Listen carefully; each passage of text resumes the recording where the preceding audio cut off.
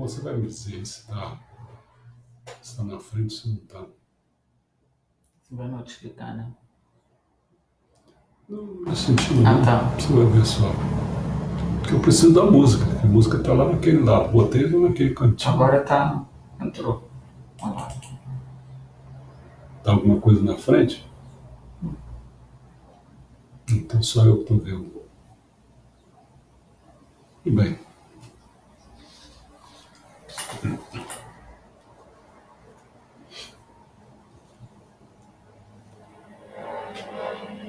João Carlos, boa tarde, boa tarde. Ana Luísa, boa tarde.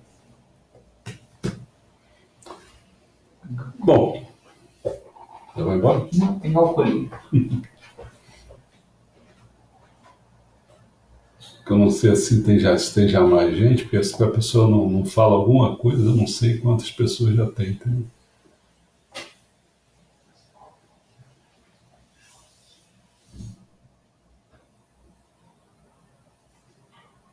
Bom, não sei. Se ninguém falar alguma coisa, eu não consigo saber.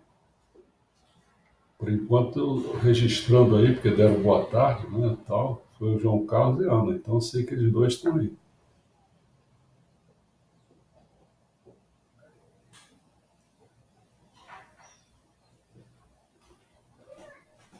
Vê se você vê no seu se tem algum.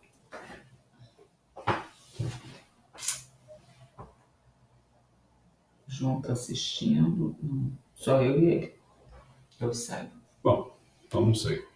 Então vamos lá, nós mesmos. Olha só. Nós já vimos música assim, música.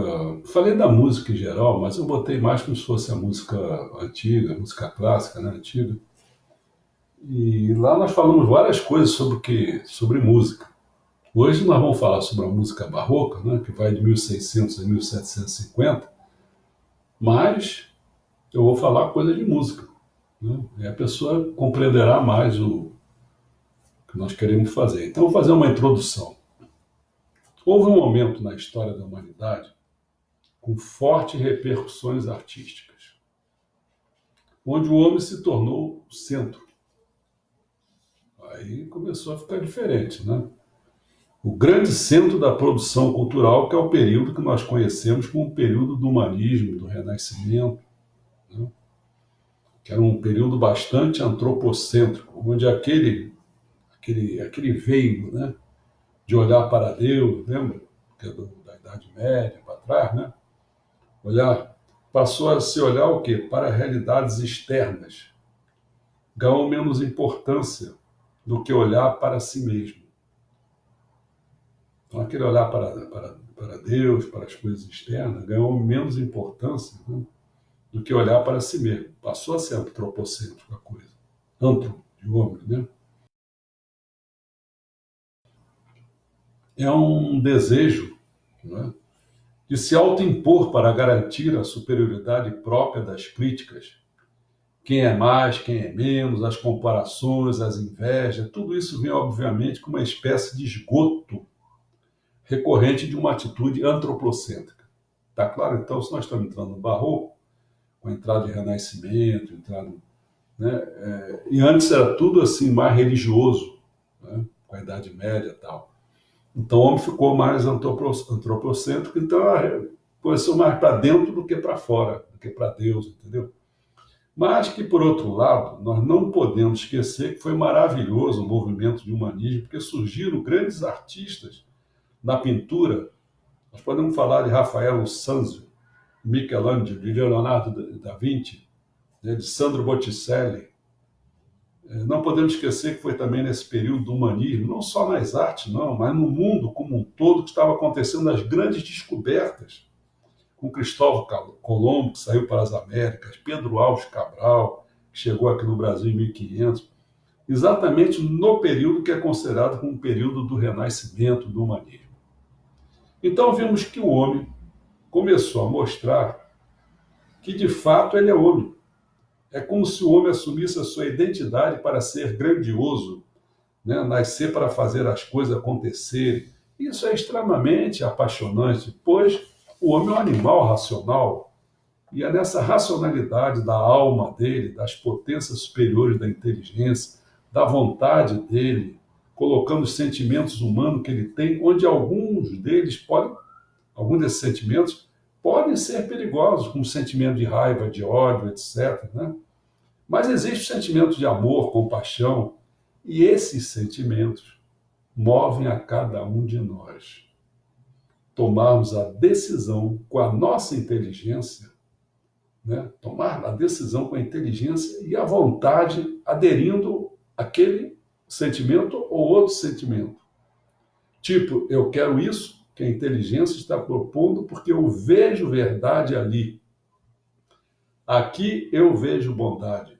Aí os sentimentos podem ser utilizados para adrenalizar tudo isso. Ou seja, nesse momento, o homem estava descobrindo coisas maravilhosas. Até que chegou um momento em que a música, que até então era modal, ganhou uma vertente mais vocal do que instrumental. Ela começou a ser levemente reanalisada e nessa reanálise houve uma mudança de paradigmas bastante grande. Ela começou a ser analisada do ponto de vista de cada som, do ponto de vista de cada nota, não do intervalo que existia entre uma nota e outra, mas de cada nota em si. E aí que se iniciou e que dá origem para o conceito da música tonal, que se iniciou fundamentalmente com um grande nome na música barroca, que é Bach. Falar do período barroco da música é falar de Johann Sebastian Bach, o compositor alemão que nasceu numa pequena cidade da Alemanha, mas que com a sua produção musical mudou o mundo. É impressionante perceber que Bach era extremamente respeitado durante sua vida, sabe por quê? Não é como músico, mas principalmente como organista. Agora, mais interessante é que ninguém o respeitava e ninguém o conhecia como compositor. As obras de Bach ficaram adormecidas, esquecidas, desconhecidas, sabe por quanto? Por quase 100 anos. Por quase 100 anos. Foi quase 100 anos depois, quase 100 anos depois, né,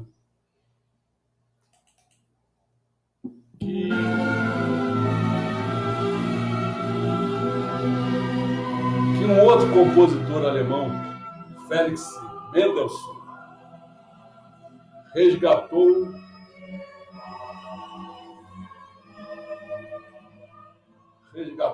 uma das joias da composição de Johann Sebastian Bach, que é essa que vocês estão ouvindo, a Paixão segundo São Mateus, uma obra magnífica. É como se nós estivéssemos ouvindo presencialmente, presta atenção, tudo o que estava acontecendo durante o momento da própria paixão, nos vendo na Via Sacra, na Via Dolorosa, chegando ao Calvário. A Paixão de Cristo, segundo São Mateus, composta por Bach, é uma descrição musical de toda a narrativa da paixão e morte de Jesus Cristo, podendo ser considerada como a Bíblia musical de todo o Ocidente, equivalente ao que Dante Alighieri, na sua obra Divina Comédia, que escreveu em termos literários, descrevendo um tratado teológico sobre céu, inferno e purgatório. Essa obra descoberta por Mendelssohn, 100 anos depois, é o que fez com que a humanidade atinasse à grandeza e magnitude desse homem como compositor. Hoje, estranhamente, a situação se inverteu. Ninguém sabe que Bach era um grande organista. Assim como não sabe que ele foi pai de 20 filhos. e que muitos deles seguiram a carreira musical. E o interessante é que toda a família Bach é uma coisa assim surpreendente que vai um pouquinho na contramão daquele movimento antropocêntrico concentrado do Renascimento. A família Bach tinha como proposta glorificar e amar a Deus através da música. Tanto é que em alguns manuscritos que foram recentemente achados na Universidade de Halle, que foram comprovadamente verificados como sendo de Bach, a gota final para saber o que de fato era de Bach foram as iniciais, as célebres iniciais, que em quase todas as obras de Bach são encontradas. A letra S, D e G. Que quer dizer o que? Quer dizer o quê? Sole Deo Gloria, isso é, toda a glória é somente para Deus. Bach deixava claramente para todas as pessoas que a motivação para que ele trabalhasse, para que criasse todas as obras, não era simplesmente a manutenção da sua família, ou melhor, da sua enorme família, mas era a glorificação, o reconhecimento do poder de Deus. Mas como é que é essa música tonal? Johann Sebastian Bach foi um dos primeiros compositores a fazer uso do sistema tonal. A música tonal é a música apoiada não em intervalos melódicos, mas sim em notas feitas todinhas em notas. E uma das obras de Bach, chamada O Cravo Bem Temperado, recebe o nome exatamente de bem temperado, porque Bach temperou cada uma das notas. Então, ao redor de uma nota qualquer, como a da nota Dó, ele descobriu que poderia fazer uma vida musical toda chamada Dó maior, ou uma vida musical toda chamada Dó menor. Já sobre essa nota, que é Dó sustenido, eu posso fazer uma vida toda chamada de Dó sustenido maior ou Dó sustenido menor. E foi aí que foi criado o conceito no período barroco de harmonia. Tá? É só para lembrar, assim, eu tirei até uma foto aqui, mas quando for na hora eu vou mostrar, assim, lembra da... Quem sabe piano sabe, né? Você tem a letra Dó, a próxima branca, né? A nota Dó, a próxima nota é branca, é Ré. Mas tem uma pretinha lá em cima entre as duas. Aquele é o Dó sustenido. Você já falou isso. Já falei sobre isso, mas estou lembrando que pode ser que tenha alguém entrando aí, né? Então, repara só, de Dó para o Ré, se você passar ali pelaquela teclinha preta, é Dó sustenido. Se você da nota Ré, você quiser for para Dó, e passando pela mesma tecla preta, vai ganhar o nome de Ré bemol. Tá certo? Só para lembrar as pessoas. Bom, toda música possui 3 componentes básicos, né? A melodia, a harmonia e o ritmo. Tá? Nós aqui de raspão, você já deve ter visto que eu falei assim, ó, melodia mais ou menos, mas a harmonia que é o forte, né? Então vamos lá. Vamos falar sobre a melodia. No período barroco, ela fica em segundo plano. Mas o que é a melodia? Eu vou falar a melodia assim, no sentido melhor, quer dizer, o que a pessoa pode guardar mais, tá certo? Melodia é aquilo que fica na nossa memória. É depois que nós ouvimos alguma canção, como a canção de felicitação por um aniversário, que é a melodia de Parabéns para Você, fecha os olhos, fechamos os olhos. E essa melodia que está vindo, né, a nossa memória agora, é a melodia de um parabéns para você. Não é isso? Olha só, vê se não é.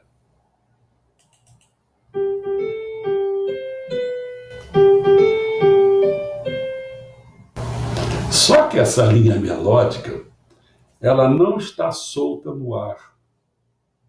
Ela está apoiada sobre uma harmonia. É isso que as pessoas não percebem, mas quando você conhece música, você começa a saber, ela está numa harmonia. A melodia se apoia sobre uma harmonia. Fazendo isso, olha só.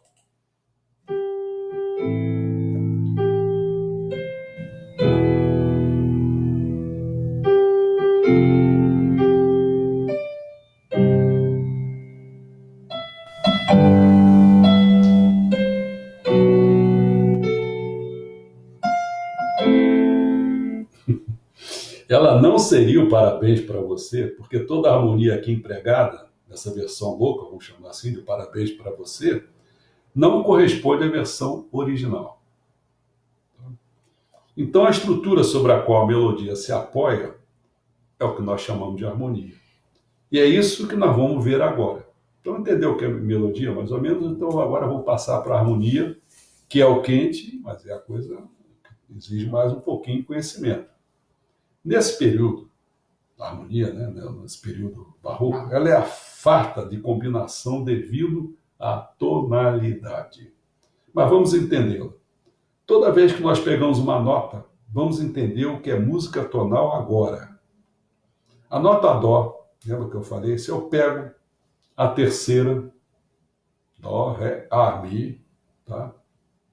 E a quinta, qual é? Sol. Sol. Dó, Ré, Mi, terceira, Fá, Sol. E a quinta. Então, sempre nesse acorde aí, desse tipo assim, você tem a primeira, a terceira e a quinta, tá certo? Bom, a primeira nós chamamos de tônica, que no caso é a Dó, é a base. E essas três notas em música nós chamamos de tríade. Essa tríade em particular é a tríade Dó, mas aí vem a pergunta, Dó maior ou Dó menor? Tá certo? Pegando-se os intervalos tal qual foi pego aqui, S é considerado o intervalo de Dó maior. Tá? Dó, Mi, Sol. E veja que esse intervalo de Dó maior é intervalo alegre. Né? Preste atenção só e veja.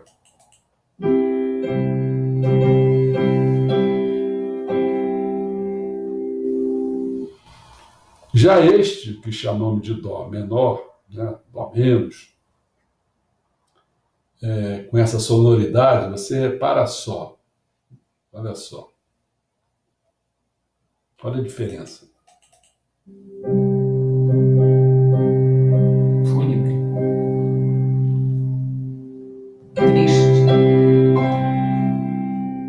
Já acertou vários.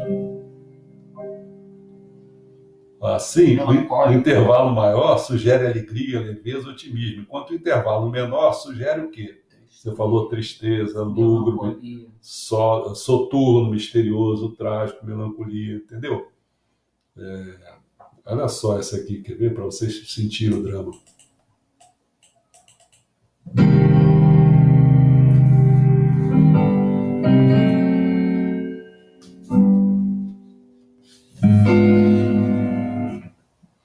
Agora vamos explicar o que é o intervalo menor, né? Porque nós falamos do maior, Dó, Mi, Sol, né? Agora, no caso de Dó, se a nota central, que é sempre a terceira da tríade, né? Que é o Mi, que no caso é Mi, né? Se descer um meio tom, não sei se você lembra o que é o meio tom, meio tom, semitom também chamado, é quando você vai para cima, né?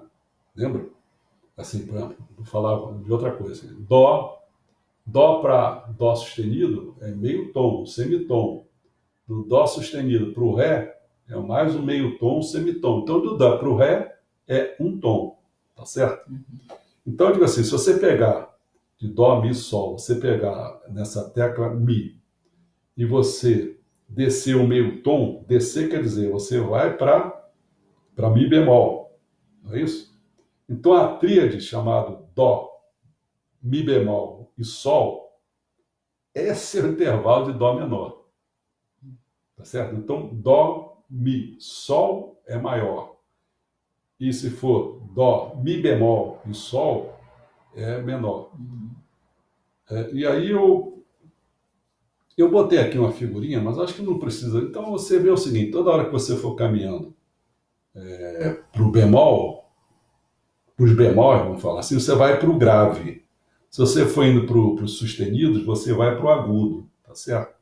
Quer dizer, eu já não estou mais me vendo aqui, mas é para a esquerda ou para a direita do piano, tá certo? Eu botei agora nem sei se dá para ver aí, porque eu mesmo não estou vendo. Tá dando para ver aí? Não, não apareceu aqui. Ah, não? Não, top que vai. É um tempo. Ah, tá. Demora, né? Demora. Agora, ó, você ainda tá falando. Ah, é? Não, ainda tá assim, ó, com a mão. Ah, porque para quem tem Pronto, agora celular vai pegou. mais, demora Levanta. mais. Assim? Levanta. Não sei porque aqui vai uma distância. Bom, quem Um conhece tempo. piano não entende o que eu Ah, estou querendo você falar, tá, a né? gente só tá vendo seu dedo. É, Aqui, não ó, dá. aqui. É, não dá. Vamos lá. Então, valeu o esforço. É, em resumo, as tríades, né? Já falei isso, né? Dó, Mi, Sol e Dó, Mi, bemol e Sol são, respectivamente, os intervalos de Dó maior e de Dó menor. Assim como as tríades, por exemplo, não precisa ser só de Dó. Por exemplo, Fá, Lá e Dó, por quê? Fá, se você pegar agora uma terceira dela, você passa por Fá, Dó, Ré, Mi, Fá, Sol, Lá seria a terceira. Depois, Si, Dó seria a quinta. Então, Fá, Lá e Dó é o do intervalo de Fá maior. E Fá, Lá bemol vai para trás e Dó Não. menor. Bom, voltamos ao primeiro acorde do parabéns para você. Vamos voltar lá, quer ver? Olha que interessante.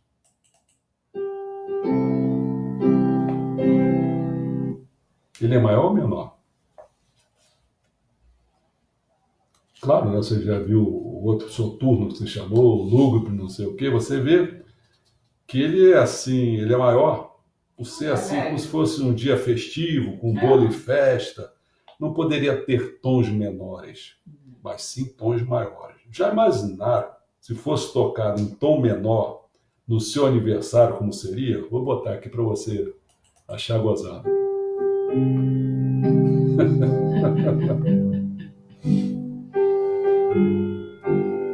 Muito engraçado, né? Ó, seria para sair todo mundo chorando, não? Aniversário, mas você estava morrendo, cara. Então, quando encontramos uma obra como Sinfonia número 4, sabe o que acontece? Quando chamada Sinfonia número 4, você não fica assim muito dizendo, pô, o que será isso? É simplesmente o seguinte, esse compositor já fez a um, já fez a 2, já fez a 3, ele está fazendo a 4, só isso, mais nada, né? Agora, quando além disso ele é dito assim, Sinfonia número 4 em Dó maior, então você já está entendendo as coisas. É a quarta sinfonia dele e ele fez em Dó maior, não podia fazer em Fá menor, podia fazer qualquer coisa, tá certo? Isso já traz muita luz e revela muito o que vai ser a obra, não? Você já tem um históricozinho, entre aspas. De que maneira? Ih, rapaz, ele já fez 4 sinfonias já. E agora ele até que vai fazer essa da agora dele é alegre, é não sei o quê, entendeu como é que é? Você já tem um conhecimento para você dizer isso. Antes não, eu falava, podia falar qualquer coisa aqui, aí eu falava composição sei lá, de quem, no número 30, pô, sei lá, em Dó maior. Aí o cara, pô, o que quer dizer isso? Pô? Não está me entendendo nada, agora já está entendendo melhor, não está? Só maior. Né? Bom, Parabéns para você, foi fundamental. por exemplo, a Quinta Sinfonia de Beethoven, a Sinfonia número 5 em Dó menor. Vamos ver Aí se vai ser você. a. Dó É. menor, vamos ver se você já não reconhece, não sente isso.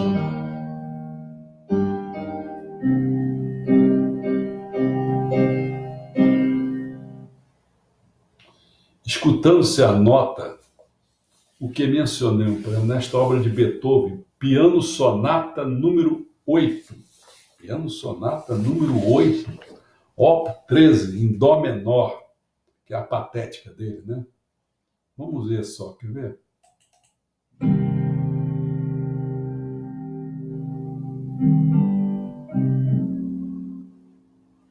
Acho que lá na outra acho que eu falei o contrário. Eu falei Dó menor, mas Dó menor, eu falei. As duas são Dó Dó menor? menor. As Não duas. sente, né?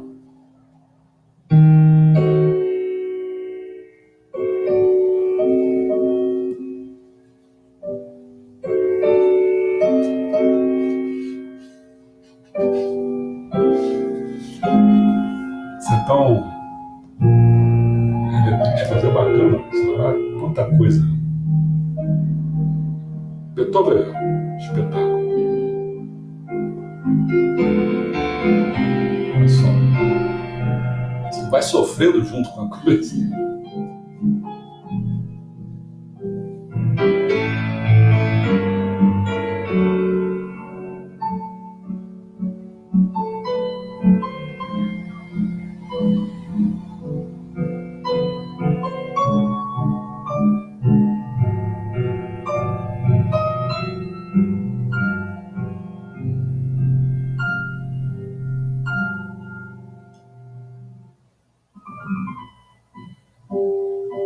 Essas coisas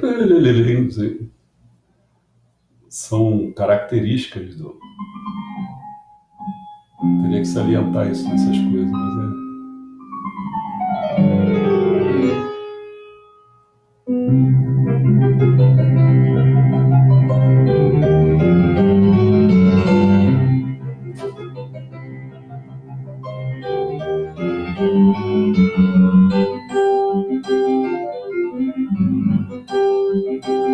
Característica.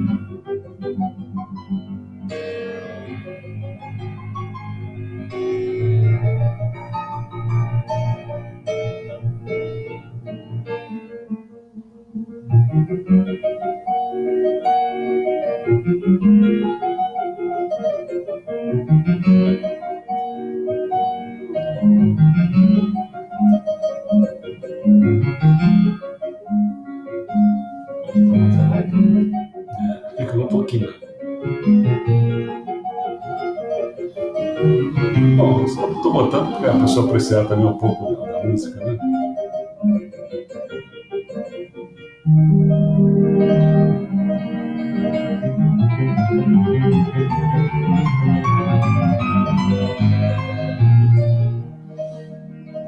Bom,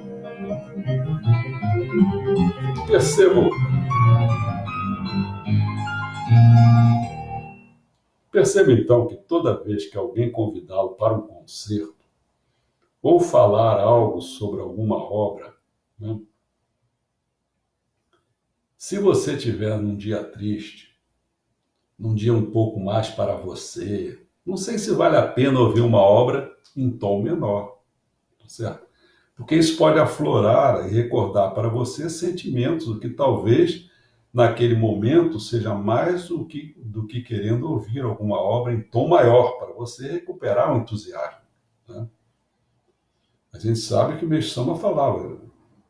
Tinha pessoas que às vezes faziam música no momento que ele estava querendo suicidar, e fazia aquela música, o que acontecia? Muita gente depois se suicidava, né? Bom, mas também tem uma coisa, ou não também, pode ser, o cara está triste e quer ouvir coisa triste. Como assim? Porque tem pessoas que em situações de reflexão, em situações de dor, elas querem propositadamente ouvir algo em tom menor para poder olhar o problema de frente. Pensar nisso daqui, porque não pensar não resolve os problemas, pois o que resolve é encarar os problemas de frente, né? Bom, às vezes um momento de dificuldade, ouvir uma obra em tom maior é simplesmente se distrair para esquecer algo que em algum momento vai ter que ser enfrentado. É bom? É. Perigoso? É. Mas também é bom, né? Bom, isso é muito interessante e foi Bach que fez com essas notas. Dó maior, Dó menor, Ré menor, enfim, vamos fazer um teste para vocês. Vou apresentar um acorde, digo se é maior ou menor. Tudo bem? Vamos ver, vocês já estão capazes agora, hein?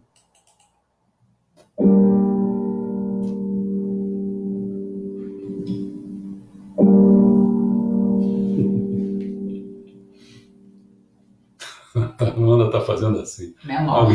Alguém tem alguma dúvida se trata de um dó, de um menor, né? Bom, qualquer nota é passível de ter uma formação harmônica em maior ou menor. O interessante é verificar que Bach fez isso. Ele dividiu esse monumento harmônico do Tratado da Harmonia Musical em... Aí vou dar uma bizuca para vocês que vocês não vão mais se perder. Prelúdios e fugas. Peraí, o que é isso? Prelúdio é alegria, fuga é a tristeza? Não, nesse não. não. Mas o que é um prelúdio? Como o próprio nome diz, ele é uma preparação.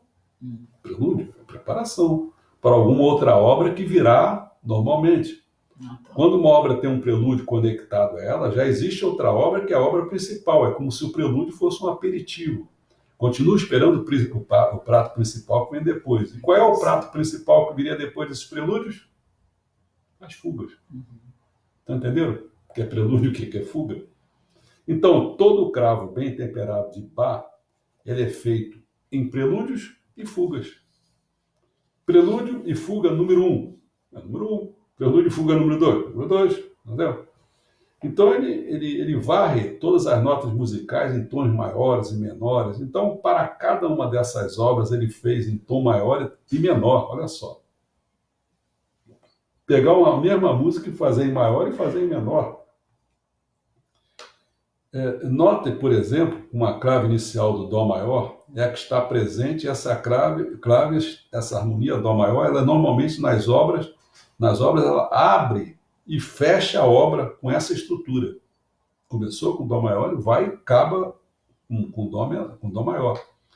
Com esse alicerce sonoro. Escute, é difícil às vezes perceber que ele termina assim, mas vamos lá. O primeiro prelúdio de Bach.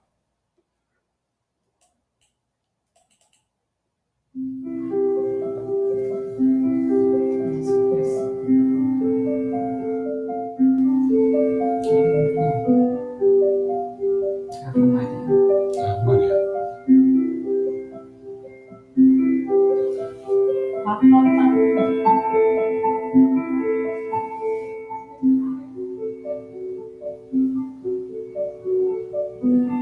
Você vê que isso aí é Dó maior o tempo todo. Né? Quer dizer,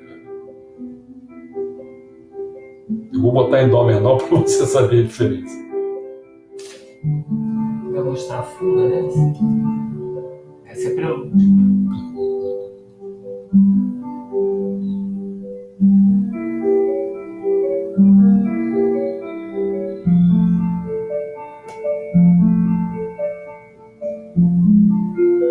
Esse é o prelúdio.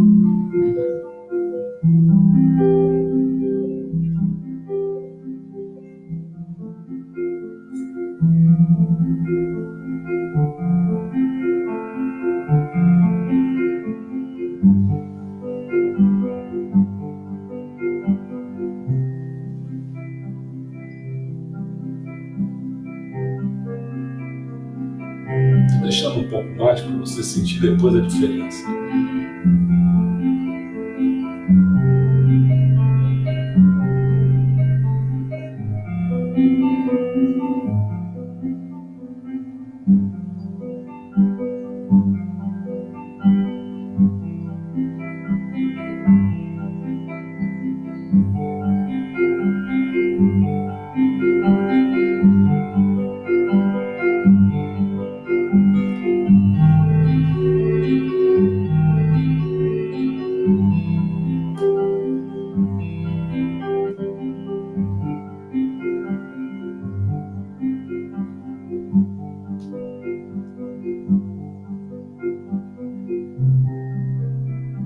Olha como é que ele acaba. É difícil porque tem que botar as duas juntas.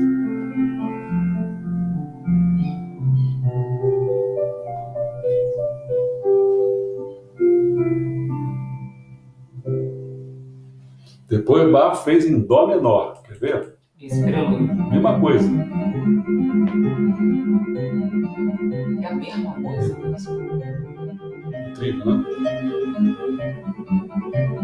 Acabou com a música.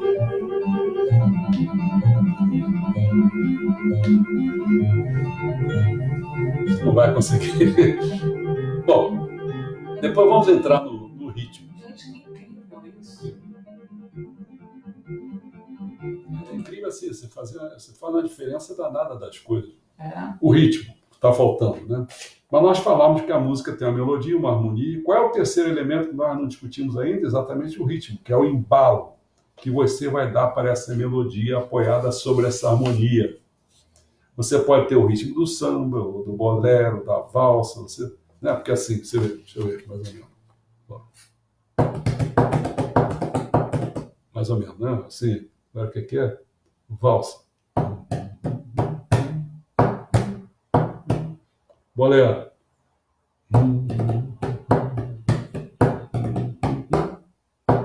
certo?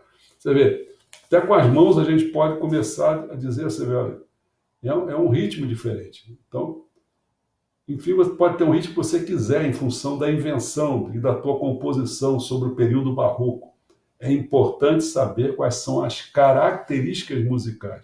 Então, tem coisa ali que foi falado, você veria que era característica musical. Eu não vou falar isso aqui muito, porque isso aqui eu teria que ficar... Porque cada detalhe desse tem que procurar uma música para botar um trechinho. Bom, talvez nós já tenhamos entendido o que é música tonal. Isto é, aquela música apoiada em tons como como dó maior, dó menor, mi maior, mi menor, fá sustenido maior, fá sustenido menor, enfim, são os tons. É a música tonal. Lembre-se que essa música tonal não está apoiada em comparações de intervalos musicais, foi o que nós fizemos no primeiro encontro nosso, que eu coloquei falando sobre a música clássica, né? Não falei clássica, a palavra música antiga, antiga, música antiga e tal, né? Lembre-se que essa música não está apoiada em comparações de intervalos musicais, está se preocupando com cada nota em si. Em cima de cada uma dessas notas eu construo a tríade, e essa tríade vai me dar a abertura harmônica. Isso aconteceu no período barroco, graças a Johann Sebastian Bach. Agora, a música barroca, como tudo que nós conhecemos do período barroco, inclusive na literatura, com aqueles recursos todos, né? Como ocorreu, por exemplo, na obra literária de Gregório de Matos Guerra, que eu vou chamar aqui para vocês. Ele joga com as palavras, ele troca o começo com o fim. Isso acontece também na música. Foi nesse período que surgiram recursos para que não se tocasse simplesmente uma nota, mas em cima dessa nota se fizesse algo que fosse barroco. Aí que começam as características, né? Podia ser um pouquinho rococó, qualquer coisa assim. Por exemplo, um desses recursos é o que é chamado de mordente, que se encontra na partitura.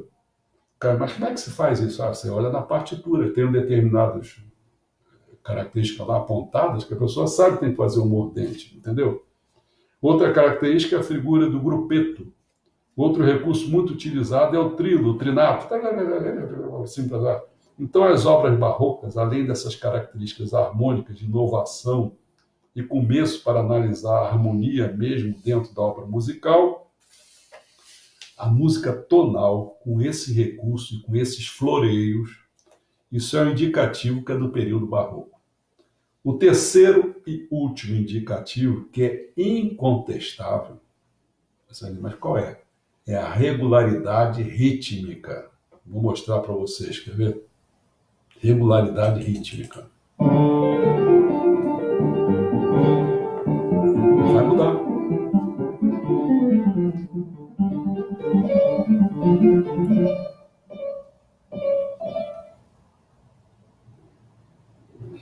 Não botei mais. Não botei curtinho. É impressionante quando se começa a ouvir uma obra barroca, se consegue com a mão marcar o tempo, com a própria mão. E esse tempo é mantido metronomicamente. O prelúdio número 2 que acabaram de escutar, note que o tempo não sai. É sem parar. Quer ver? Olha só, olha a mão. Eu botei mais.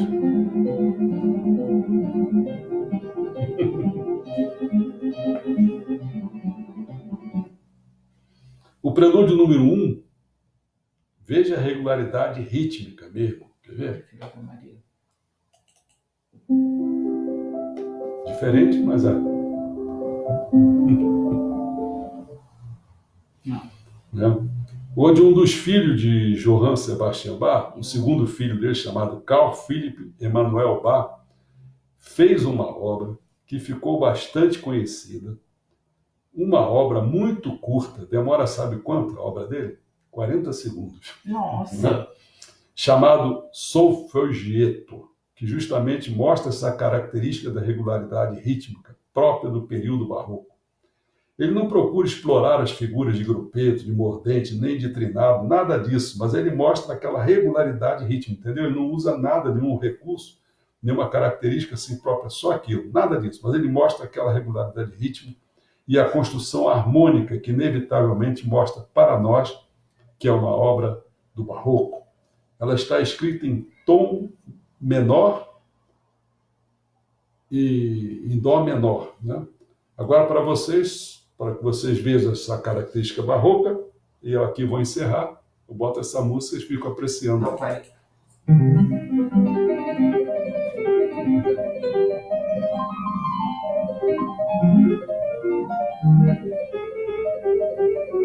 Os 40 segundos.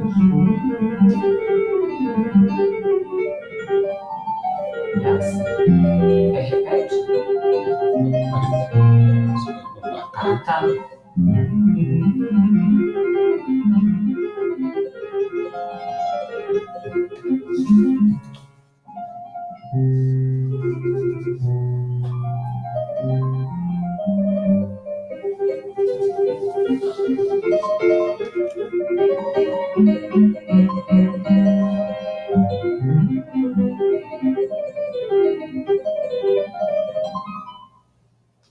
Segundos. Né? Essa é do filho do bar. Do filho do bar. Pois bem, é isso. Já estou apontando aqui para vocês não perderem, que eu vou falar às 7 horas já sobre economia. Amanhã vai ter uma coisa muito boa que vai ser falando sobre uma iniciação às belas artes, e não devem perder isso. Eu quero botar, demora 1h05. Depois eu gostaria de conversar, vocês me dissessem alguma coisa que vocês... Eu vou botar registrado amanhã qual vai ser o horário, tudo certinho, né? Mas eu deixo aberto aqui, porque eu acho que a Ana também quer falar. Se Não, só quiser falei falar. que assim, foi bacana que eu aprendi alguma coisa, né? Não é que a gente não aprenda em outros momentos, mas tem que, por exemplo, para mim, a questão a gente até conversou isso, a questão do cinema, né? Quando você vai colocando, não sei o que, me instiga mais do que a música, porque eu não tenho um Exatamente. conhecimento musical, entendeu? Então, assim, hoje é como se eu estivesse aprendendo alguma coisa. Foi bacana. Você vê, já na outra, você já não aprendeu? Já. É que eu estou querendo fazer isso, assim. Vai ser, legal. Acho que são cinco encontros, porque eu vou fazer do barroco, acho que eu vou para o classicismo, se não me engano, romantismo. Até porque, assim, no período que a minha avó era viva, que ela tinha um piano, a minha mãe sabia tocar piano, minhas tias sabiam tocar piano, e elas tocavam, e eu ficava dedilhando o piano, brincando no piano, querendo aprender piano, mas nunca aprendi piano, entendeu? Porque a minha mãe disse que era para aprender sério, que eu não ia levar a sério. A ministra Nilda é pianista. Ela tá aí, ó. Então eu não... Mas eu tenho essa ideia do piano, assim, para cá o... Tom, para cá o... Você percebe o cara qualquer... Né? Mas foi muito bom. Vocês gostaram? Não sei. Eu gostei muito. O único recurso que eu tenho de ouvir é de vocês aí nesse ladinho esquerdo aí. Gostei botar demais. Alguma coisa escrita. Aqui, porque eu não tenho realmente recurso para a gente dialogar. Isso é uma pena. Gostei demais. Acho que alguém falou alguma coisa. O nome Luísa Ferreira. Gostei demais. Eu. É isso. A ideia minha, assim, é fazer a abrangência de tudo. Hoje eu vou fazer economia, fiz política ontem, amanhã eu vou fazer sobre negócio, vou falar sobre uma iniciação às belas artes. Muita gente não entende o que é o belo segundo mexo samba. E vocês vão botar, que eu vou botar uma coisa, 1 hora, e vocês vão ver música, cinema, no meio, vocês vão entender o que é o belo. Isso eu fiz, em 1998, isso, hein? E só apresentei 2 vezes, no ano de 1999 e 2002. Nunca mais apresentei nada. Então vou botar amanhã para vocês darem umas piadas. Né? Por isso que eu quero ver vocês assim falando, para mim ter uma ideia, né? Se aquilo ali ficou registrado mesmo, se eu preciso acrescentar alguma coisa. O João Carlos botou que era show. Isso é mesmo, que ótimo. A minha intenção é essa, cultura. Não tem jeito. A gente vai ter que ter cultura. Esse momento que a gente está vivendo aí no país, eu botei agora o meu nome, o Moro joga dama e o Bolsonaro xadrez, né? Mas no Brasil faltam pessoas. E dá a impressão que a gente está tratando com fanático de um lado, fanático do outro. É a impressão que eu tenho, entendeu? As pessoas estão que nem time de futebol. Já falei isso ontem. Você pega uma camisa, um hino, sei lá o quê, e você sai brigando, batendo no outro. Quer dizer, por quê? É paixão. Não tem razão. Por que eu sou fluminense? Tem razão? Não, não tenho. Quer dizer, tem uma razão, mas sim no sentido que foi o meu avô que era fluminense, não sei o que e tal, com certeza devia me dar. E me dava, eu me vestia com roupa de camisa do Fluminense, ficar todo animado. Então, você vai sendo levado para isso, vai. Eu te levo no campo de futebol para você ver. Então, a mesma coisa com o pessoal lulista. O que é que fizeram? Dá mortandela pro cara, o cara vai lá, escuta aquilo, pega uma bandeira, fica tocando. Porra, cara, assim nós não vamos fazer uma nação. Nação não. Porque uma das características primeiras da nação, sabe o que é? Digo para você. Você vai dizer assim, tá, você está aqui nessa terra, mas tudo bem. Você pode, sabe dizer, sabe o quê? Ó? O Brasil tem uma natureza esplendorosa, tem uma fauna imensa, tem muitos minérios, tem muita coisa, tem praias em profusão. E os homens? E a sociedade? O que é que você conhece? Você conhece realmente a história do nosso país? Você conhece quando a gente... Epa, peraí. Lá em Portugal, sim, o que é que estava? Aí vieram lá daqueles caras visigodos, não sei o quê. Aí começaram os áridos a invadir, eles começaram a enfrentar. Era enorme o exército muçulmano, né? Era enorme aquilo ali, mas eles conseguiram, lembraram do tempo de Roma e organizaram aqueles rebeldes, não é a palavra, aqueles bárbaros todos, organizaram ele, fizeram. No final das contas, eles vieram. Ah, são esses caras que vieram para cá? Ah, foi. Hum. Aí você começa a compreender quando eles chegam aqui, tem índios, entendeu? Ou se quisesse pensar, você podia pensar até antes dos índios, né, chegando para cá. Então, quando você vê assim, pinturas, aquelas pinturas rupestres, a gente tem aqui. Mas antes, muitos antes da gente ter aqui, em outros lugares teve. Então, ou você se limita, ou você ganha uma ideia que você é humanidade, que você é um humano, um ser humano, ou você pelo menos se limita aqui no Brasil, você fica com uma nação. Aí você começa a entender, você vem, né? Você vem trazendo aquilo para Vila Rica, Tiradentes, Getúlio Vargas. Se você conhece isso tudo, você começa a ter uma ideia de nação. Começa até a saber como é que nasceu o hino nacional, o símbolo, entendeu? Então, quando você tem isso tudo, quem são as grandes personagens realmente do cenário nacional? Porque hoje você vai admirar quem? Você admirou o Lula, cara. Porra, cara, sai fora, cara.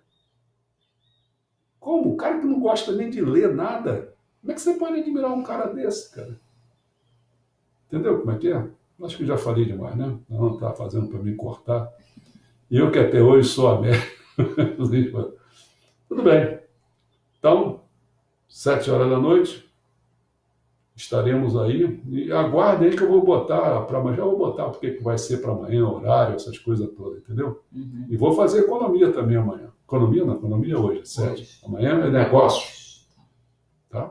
Negócio. Uhum. É bom, eu conheço um pouquinho de nada. Eu fui vendedor de sabão, sabia? Lidando com aqueles portugueses na época que mandava de Pereira das Flores. Você tem que ter técnica, você tem que chegar lá contando piada, entendeu? Como é que é? Para você conseguir ganhar o cara para poder vender alguma coisa.